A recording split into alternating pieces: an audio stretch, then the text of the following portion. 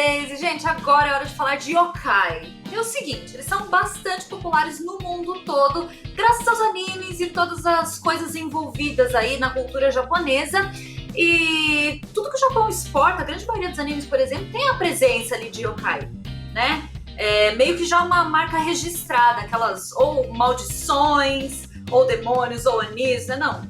Uhum. É verdade. É como a Thaís falou, pessoal. Talvez você aí de casa não saiba, né? Mas é uma parte muito importante aí da cultura folclórica japonesa, né? Muitos japoneses acreditam no animismo, que basicamente é que eles acreditam. Ele diz que eles acreditam que lugares, objetos, animais, pessoas possuem sua própria essência, sua própria alma, e cada um deles com as suas próprias características. Então você tem esses espíritos às vezes benevolentes e às vezes não tanto assim, até um pouco meio violentos, digamos assim. É verdade. E aí é na tentativa de tentar pacificar esses espíritos mais violentos, na tentativa que deu errado, é que nascem os yokai, entendeu? E aí são esses espíritos que acabam sendo vingativos na maioria das histórias, das lendas urbanas e dessas histórias de assustar criança mesmo, alguns adultos também, né? Dependendo.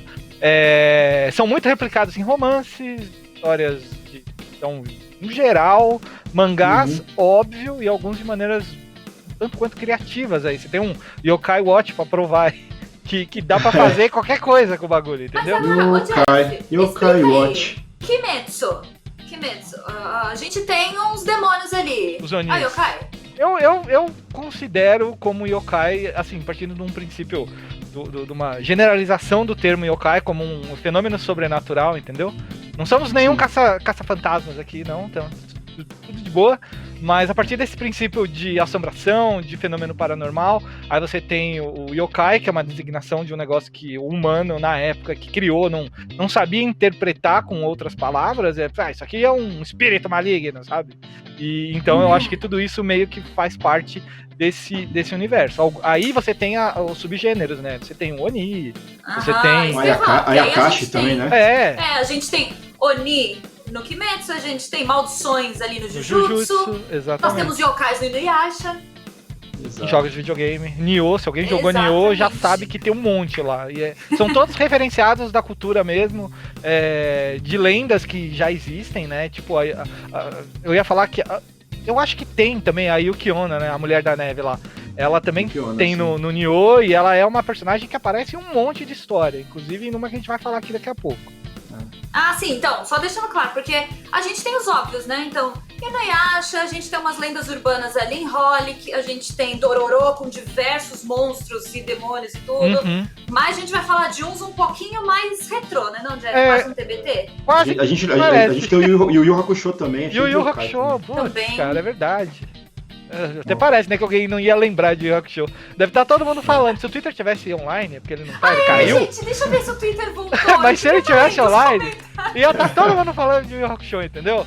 É verdade. Eu queria saber onde que a galera tá reclamando que o Twitter caiu. Exatamente. A gente vai aproveitar que o Twitter não tá pedindo pra gente falar de Yu Yu Hakusho, e a gente vai falar de outras obras, como Kekaishi, da Yellow Tanabe, que é um mangá que foi publicado pela Panini aqui. Teve anime, eu não lembro se o anime passou aqui, eu acho que não passou. Não passou. Mas é um mangá excelente, cara, com uma história muito boa. Focada aí. Eu adorava. Não é? Dá uma resumida pra mim então, Clay, que eu não conheço. Você tem o personagem principal que o sonho dele é ser confeiteiro, na verdade, né? Ele não quer ser caçador. E ele não quer ser caçador de yokai. Só que a família dele é super tradicional nesse lance de caçar yokai, e ela tem uma família rival que também caça yokai, também eles mesmos que disputam, né? O território lá que eles caçam lá. Exatamente. Que é o colégio deles, que à noite vira meio que um lugar cheio de yokai, né? Então toda noite eles precisam sair pra patrulhar, pra ver se tem algum yokai maior, alguma coisa assim, pra não deixar esses yokais fugirem pra cidade. E o jeito deles lutarem com esses yokai é fazendo as kekai, né? As barreiras. São as barreiras. Então é tipo uns cubos que eles fazem em volta dos yokais, assim, e prendem eles, e aí meio que as barreiras fecham e mandam eles de volta pro Makai. Eles acabam, né? O Metsu de destruir, eles destroem essas maldições, esses yokais que aparecem aí. E o detalhe é que o o Yoshimori, ele é muito ruim no que ele faz. Porque ele Ele é é muito muito preguiçoso, ele não quer fazer de jeito nenhum. Então ele não tá nem aí, ele simplesmente vai e faz, mas ele tem um poder aí latente meio alto, né? Então ele acaba não se esforçando muito, mas não traz à tona todo o potencial dele. E aí, por outro lado, a Tokime é a menina que vai se tornar a próxima pessoa responsável de verdade ali pela área. E ela é gênio, ela sabe tudo, ela faz tudo direitinho, sem se preocupar com nada, e os dois estudam no mesmo colégio, e é tipo uma zona, assim. Tem um pouquinho de romance ali envolvido também. Cara, é muito divertido, eu gosto. E é legal quando o moleque tenta se esforçar, ele quer mudar algumas coisas, assim, né? Tipo, tem a roupa tradicional que eles têm que usar. Aquela roupa é tradicional, quando eles vão caçar, eles têm que usar aquela roupa. Só que ele acha desconfortável correr com a sandália. É verdade. E aí ele muda a sandália pra um tênis de corrida. Aí o vô dele fica assim, mano, mega bravo com ele, assim. Mas ele não tá nem aí, ele bota o tênis lá e vai caçar yokai de tênis com a roupa, assim, toda tradicional, assim, né? É muito legal. É muito divertido, Esses cara. vovôs. Recomendo, assim, muito forte. É muito legal esse anime. E mangá também. Acho que o mangá é melhor do que o anime, então, pra avisar, naquela velha disputa... Tem diferença, o anime tem uns filler aí. Porque o anime foi muito mais rápido que o mangá acabou bem depois, então a gente tem histórias inventadas, mas tem um pedaço bom aí. E até uma 9 caudas aí no meio, sabia, Thaís? Tem. Olha só. Envolvida num arco então, muito importante. Na mitologia japonesa a gente tem alguns demônios, onis, yokai, enfim, que vão se repetindo, né? Uhum. Quando a gente criou essa pauta, eu, inclusive, tá lembrando dos bichinhos de Ragnarok, que a gente tinha o Kappa, que também já apareceu em diversos outros lugares. Exatamente. O Kurama mesmo, né? O Kurama-yoko. Ele aparece em vários. O Kurama-yoko, ele aparece em vários contos, né? Sobre yokais e tudo mais. Uhum. Que é a raposa de 9 caudas, né? Sim. Muito bom. Muito bem, e agora nós temos Nurari Hyonomago. Exatamente. Caramba, também. Nurari Hyonomago. Também foi publicado aqui no Brasil, também não teve o anime passado aqui no Brasil, mas acho que não me engano, tem 2 animes, inclusive. São 2 temporadas. E conta a história do Riku, né, que é o neto do maior demônio que já teve ali, o seu Hyaki, a passeata dos 100 Onis lá, né?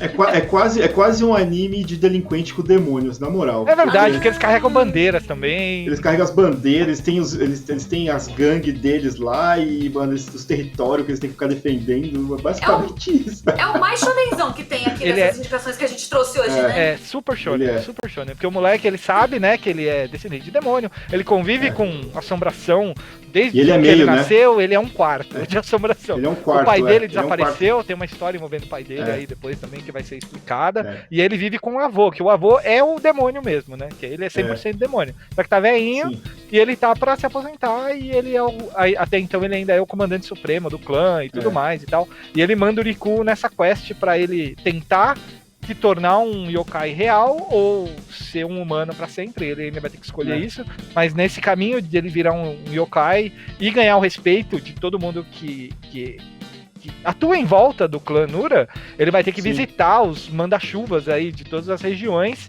pra tentar convencê-los de que ele pode ser o próximo comandante supremo da coisa toda. E não vai ser fácil. E eles carregam uma bandeira com um símbolo de medo estampado, assim, que é maravilhoso. Porque o medo, né, o terror, que é o nome do Ki, né, do Nura é o terror. Quanto mais terror o yokai tem, mais poderoso ele é lá, né.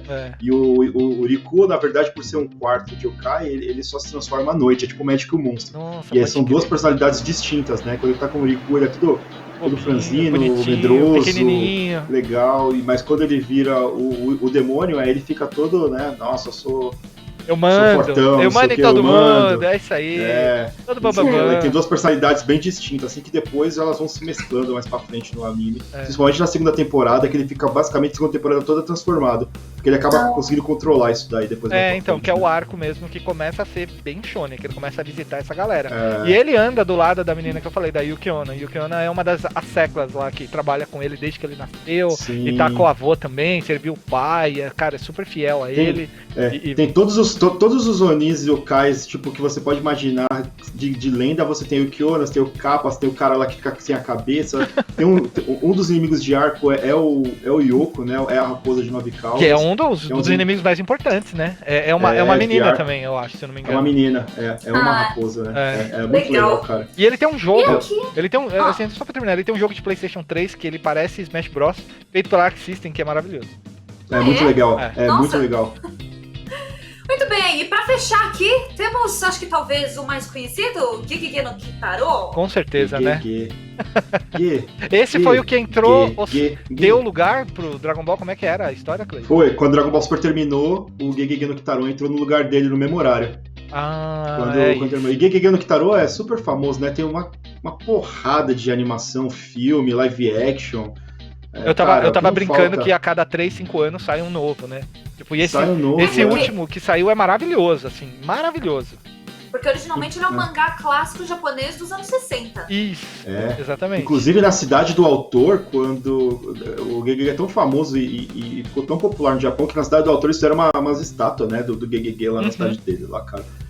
De pedra, assim mesmo. Na cidade natal do autor do Gegege no Kitaro. E o grupo que ele anda é muito bizarro, né? Bizarraço. Tem o olho do avô. É o olho do avô dele, não é? Tipo isso. O avô dele é o olhinho lá, cara. E aí o Leigan veio daí, né? Oi? Como assim? Ele aponta o dele e solta o rajadão, assim, ó. E é o Leigan... O Kitaro? Clay, então dá uma resumida no que é o enredo aí. Não sabia disso. Não tem, porque assim, a sua história, o Gegege no Kitaro ele tem histórias curtas e fechadas, né? É tipo o monstro da semana. É claro que às vezes você tem uns arcos ali que se estendem mais, mas basicamente cada capítulo ele ajudando alguma coisa. A galera coloca a cartinha lá pra ele ajudar lá e ele vai lá e ajuda. Ele é um yokai bonzinho, assim, né? Ele tenta provar que os yokais não são todos malvados, né? O Gegege no Kitaro. É complicado, porque tem muito mais yokai malvado na história dele lá do que yokai bonzinho, né? Honesto, e tem muito yokai clássico também, né? Principalmente aquelas manifestações de itens, utensílios domésticos, tem o guarda-chuva, tem a sandália, tipo, tem bastante coisa, referência clássica que aparece com um formato, às vezes assustando as crianças e adolescentes e alguns adultos, aí às vezes não, só pra causar uma diversão aí, né? Mas é muito legal, cara. Inclusive, muito dos Pokémons objetos os caras pegaram de lendas, né? É baseado em lendas de yokais, esse negócio e tudo mais. Aí começou a aparecer, né, a partir acho que da segunda, terceira geração, os Pokémon de aço, e aí eles começaram a colocar Pokémons objetos, né? Pokémon molho de chave, Pokémon, um monte de coisa, né? Pokémon espada, esses negócios, é baseado em yokais, né? Nas lendas de yokai. Se você parar pra pensar no Jujutsu Kaisen, tem o yokai que vive na porta eletrônica dos bagulhos lá, né? Do finalzinho do anime lá. E aí, não cheguei ainda. Ele... Não foi... Já, desculpa. Perdão. Mas tem aí as lendas modernas, né? Tipo uma Samara da vida aí. Sadako. Sim. Nossa. Você tem. E assim, nós falamos dos animes, mas tem milhares de jogos aí que exploram também essa temática. Então... Nossa, vários. A Persona é um clássico, né? A Persona tem coisa pra caramba, a Persona de yokai. Não só yokai, né? Mexe com símbolos religiosos, mexe com lenda celta, lenda de tudo que é lugar do Egito, né? Grécia e tudo mais. E também muita coisa de yokai, né? Tem muita coisa de yokai no Persona. Acho que se você vai falar de anime novo, você tem o Durarara também, que mexe com muita coisa de lenda nova também. O Durarara eu não sabia. Tem muita coisa de misticismo, lenda ali, negócio de yokai e tudo mais. A própria menina é a lenda do Cavaleiro Sem Cabeça, né? Da Celtic, que é a motoqueira lá. Então, olha só. Não sabia. Então. Curioso. Mexeu com o sobrenatural, pode... Por mais que você mude o nome ali, tem um pezinho dentro dos yokai ali. Mas é o que não falta, né? Se a gente for ficar aqui, dá pra ficar a noite inteira falando. Tem o Shuto Torá lá, que é de yokai também. Eu tenho aqui. Aí, eu até pensei em colocar, mas não manjava nada.